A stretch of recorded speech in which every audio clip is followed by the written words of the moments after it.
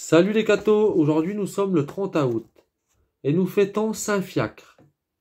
Saint Fiacre, fils d'un roi d'Écosse, vivait au IVe siècle. Il fut élevé dans la science et la piété par des maîtres habiles. Jeune encore, il sentit son âme enflammée par l'amour de la solitude et le désir de ne vivre que pour Dieu.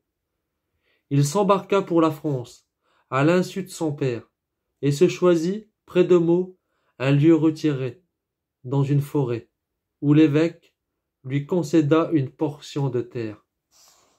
Saint Fiacre y bâtit un couvent, qu'il consacra à la Sainte Vierge, à laquelle il avait voué dès son enfance une dévotion singulière. Là il mena une vie angélique, tant par son implication à Dieu que par sa pratique de la plus rude mortification et le soin de subjuguer les moindres saillies des passions mauvaises. Sa sainteté ne manqua pas d'attirer en foule vers lui les pauvres et les pèlerins. Fiacre mangeait peu et employait presque tout le produit du travail de ses mains à la subsistance de ses pieux visiteurs.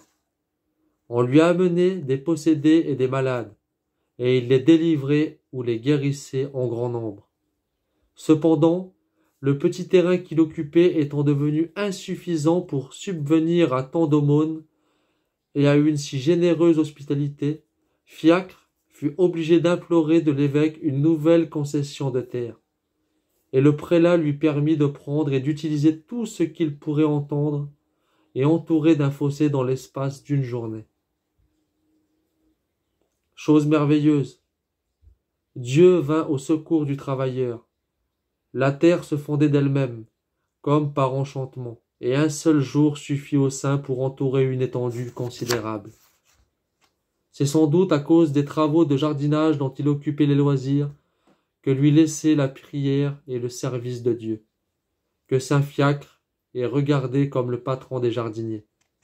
Tandis qu'il jouissait tranquillement des délices de la solitude, des envoyés écossais vinrent lui offrir la couronne royale, dont son frère s'était rendu indigne.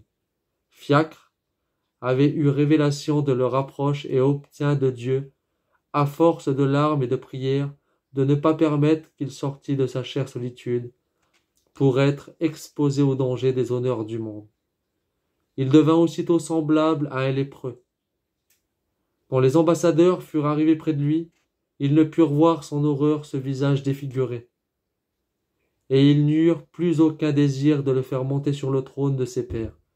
Fiacre mourut dans son ermitage. Il opéra de grands miracles après sa mort. Que Dieu vous bénisse, et à plus les cathos.